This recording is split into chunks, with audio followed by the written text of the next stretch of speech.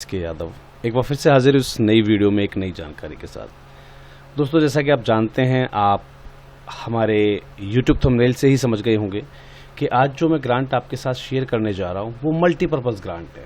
यानी कि अगर आप ट्रांसजेंडर्स पर वर्क करते हैं तो ये ग्रांट आपके लिए है। अगर आप ड्रिंकेबल वाटर पे वर्क कर रहे हैं तो ये ग्रांट आपके लिए। अगर आप स्पोर्ट्स में डील करते हैं तो ये ग्रांट आपके लिए। अगर आप चाइल्ड राइट्स के लिए वर्क करते हैं तो ये ग्रांट आपके लिए। अगर आप फिजिकली हैंडीकैप्ड लोगों पर काम करें तो ये ग्रांट आपके लिए। अगर आप हेल्थ सेक्टर में वर्क करें तो ये ग्रांट आपके लिए। अगर आप एजुकेशन सेक्टर में वर्क करें तो ये ग्रांट आपके लिए। अगर आप चिल्ड्रन कम्युनिटी से बिलोंग करते हैं या उसमें डील करते हैं तो ये ग्रांट आपके लिए। यानी कि मल्टी फंक्शनल ग्रांट मैं आज आपके सामने जो है प्रस्तुत करने जा रहा हूं।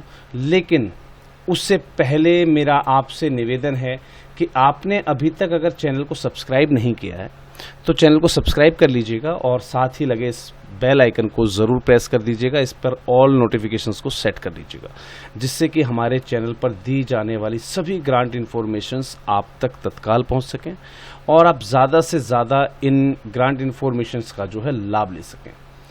यकीन कीजिए दोस्तों कि हमारे द्वारा शेयर की जा रही जानकारियों से हज़ारों एनजीओ जो है बेनिफिटेड होते हैं। इन जानकारियों का फ़ायदा उठाते हुए वो अपनी ग्रांट एप्लीकेशन से जो है अप्लाई करते हैं। तो मौके को बिल्कुल मत गवाइए। पहले ही नोटिफिकेशन पर जैसे ही आपको नोटिफिकेशन मिलता है तत्काल आप उस संबंधित ग्रांट के लिए जो है आवेदन कर दीजिए।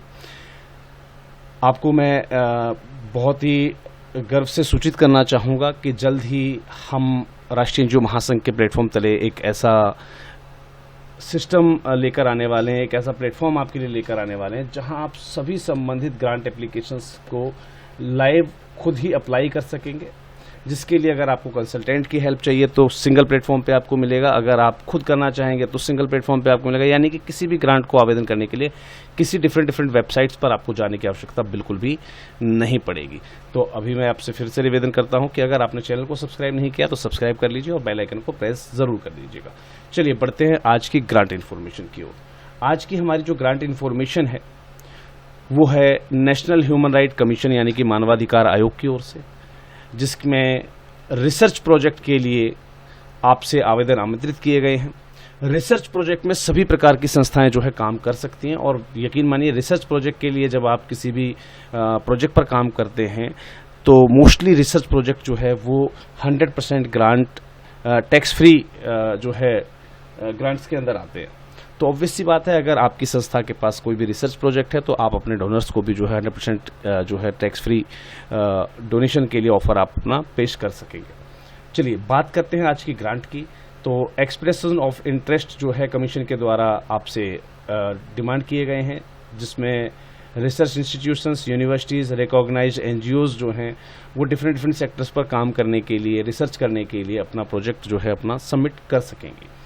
अब थ्रस्ट एरियाज या थीम ऑफ रिसर्च प्रोजेक्ट क्या क्या हैं वो मैं एक बार आपके साथ ब्रीफली शेयर कर देता हूं। जैसे कि access to employment by person with disability, disabled लोगों के लिए एम्प्लॉयमेंट को एक्सेस करने से संबंधित स्टेटस क्या है, आइडेंटिफिकेशन ऑफ बैरियर्स क्या हैं, एसोसिएटेड फैक्टर्स क्या हैं, कहाँ दिक्कत आती है इन लोगों को जॉब लेने में, रिक्वायर्ड एफर्मेटिव एक्शंस क्या हैं, क्या हम एक्शंस ले सकते हैं जिससे कि इन लोगों को ज़्यादा से ज़्यादा जॉब प्राप्त हो सके। तो इसमें संबंधित फोकस एरियाज आपको दिए गए हैं। डिटेल गाइडलाइन में आपको खुद से पढ़ लेना है कि किस किस फोकस्ड एरिया पर आपको अपनी केस स्टडी जो है बनानी है। सेकंड हम बात करते हैं human right abuse in sports. Sports यानी खेलों के दौरान मानवाधिकारों का उल्लंघन होता है खिलाड़ियों के, उसके लिए आपको जो है उसके safe and effective remedial mechanism पे आपको जो है रिसर्च करनी है, जिसके लिए जो फोकस एरियाज हैं वो आपको दिए गए हैं। संबंधित फोकस एरियाज के लिए आपको जो है पढ़ लेना है गाइडलाइन को और उस पर अपनी रिसर्च वर्क के लिए अपना प्रोजेक्ट जो है आवेदन कर देना है। Dimension of organisation begging by children and transgender persons, बच्चे और ट्रांसजेंडर पर्सन्स के द्वारा जो भीख मांगने का काम होता है, यानी कि लोग जो बैगिंग वाले वर्क में जो इन्वॉल्व होते हैं, खासकर दिल्ली, मुंबई और कोलकाता जैसे एरिया, तो इस संबंधित जो है एक सेफ स्टडी जो है आपको उसके लिए तैयार करनी है और बाकी के फोकस एरियाज आपको गाइडलाइन से खुद पढ़ने। इसके बाद बात करते हैं rights of LGBTQI persons with special reference to right to property and inheritance. देखिए, right to property and inheritance के अंतर्गत जो भी लोगों को समस्याएं आती हैं और प्रॉपर्टी रिलेटेड जो उनके डॉक्यूमेंटेशन होते हैं, जमाबंदी, फर्द वगैरह, इनसे संबंधित कैसे रिकॉर्ड्स को मेंटेन किया जा सकता है और कैसे लोगों को जो है सुविधाएं पहुंचाई जा सकती है, इससे संबंधित आपको अपने रिसर्च नोट तैयार करना है। इस पर भी आप वर्क कर सकते हैं। आप जुवेनाइल जस्टिस पे अगर आपकी संस्था काम करना चाहे, पर्सनल लॉज पर काम करना चाहे, तो उस पर भी जो है आप अपनी रिसर्च वर्क कर सकते हैं। Access to safe drinking water पर गुड रियलिटी और चैलेंजेस क्या हैं, वे फॉरवर्ड क्या हैं, तो उस पर भी आप अपना जो है एक रिसर्च वर्क कर सकते हैं। इसके लिए भी आप अपना ग्रांट अप्लाई कर सकते हैं। हम बात करते हैं substance abuse among children and youth in India. बच्चों और वयस्कों के बीच सब्सटेंस अब्यूज जो रहता है,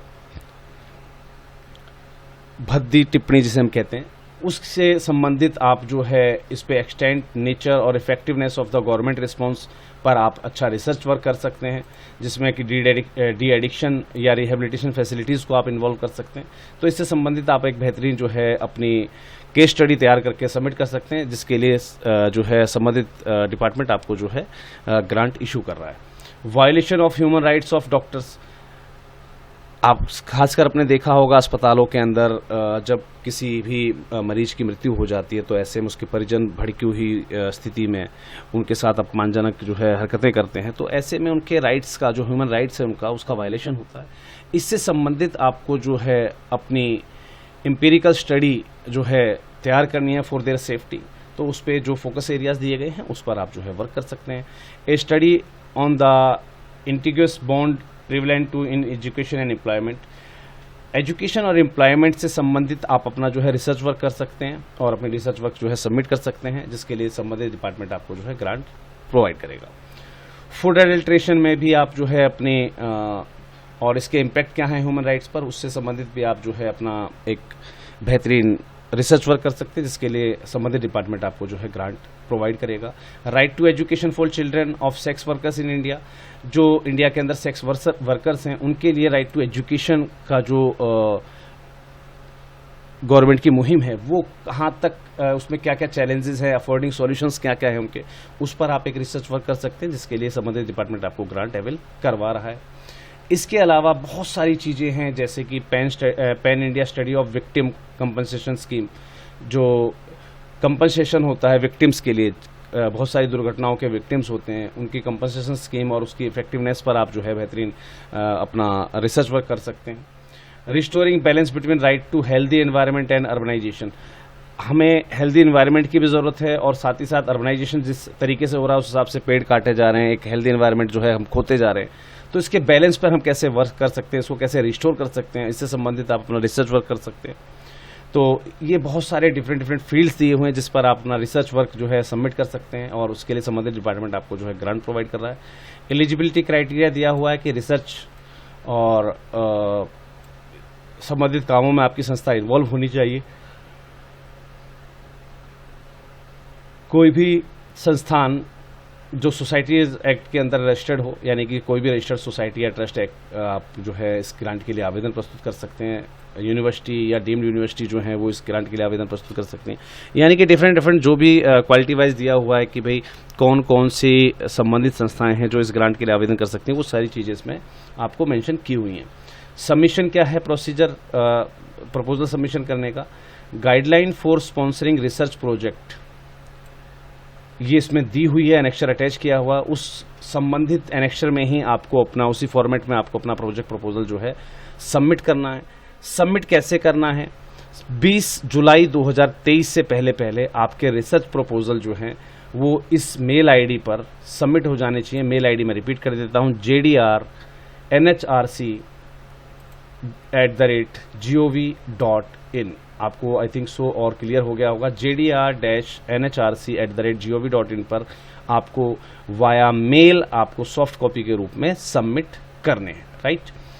इसके लिए बाकी अदर जो गाइडलाइंस हैं, इंट्रोडक्शन, एम एंड ऑब्जेक्टिव्स, ये आपके पढ़ने का विषय है। मैं यहाँ पर 2 चीज़ें आपको क्लियर कर देता हूँ। क्वांटम ऑफ फाइनेंशियल असिस्टेंस क्या रहेगा, शॉर्ट टर्म प्रोजेक्ट जो 6 महीने के लिए रहेंगे उसके लिए लगभग 7.5 लाख रुपए तक की ग्रांट आपको रिसीव होती है। लॉन्ग टर्म प्रोजेक्ट जो कि लगभग 1 साल के लिए चलेंगे उसके लिए आपको जो है 15 लाख रुपए तक की ग्रांट प्राप्त होती है। तो आप संबंधित में से किसी भी विषय पर अपना जो है ग्रांट प्रपोजल दे सकते हैं। संबंधित संस्थाएं जो रजिस्टर्ड सोसाइटीज़ वगैरह हैं, रजिस्टर्ड ट्रस्ट हैं, या सेक्शन 8 कंपनीज हैं, वो सभी इसके लिए जो है एलिजिबल हैं। प्रोसीजर क्या रहेगा वो जो है यहाँ पर बेहतरीन तरीके से समझाया गया है। आपको अपना प्रोस्क्राइब फॉर्मेट में जो है प्रपोजल सबमिट करना है। उसके बाद जो आगे का इनका प्रोसीजर है वो जो है बाकी सारी चीज़ें यहाँ पर समझाई गई हैं, जिसको आप बारीकी से पढ़ लीजिएगा। ऑब्वियसली चीज़ है कि जो भी इसमें इंफॉर्मेशन दी गई हैं वो सभी आपके काम की हैं। पहले उन पर ज़रूर से ज़रूर जो है आप ध्यान दे दीजिएगा, पूरी गाइडलाइन को ध्यान से पढ़ लीजिएगा। वीडियो ज़्यादा लंबी ना हो इसलिए हम जो है इन पार्ट्स को जो है छोड़ते जा रहे हैं। इसको आपको खुद पढ़ना है। गाइडलाइंस के लिए आप हमें डायरेक्टली मैसेज कर सकते हैं 9991997003 पर।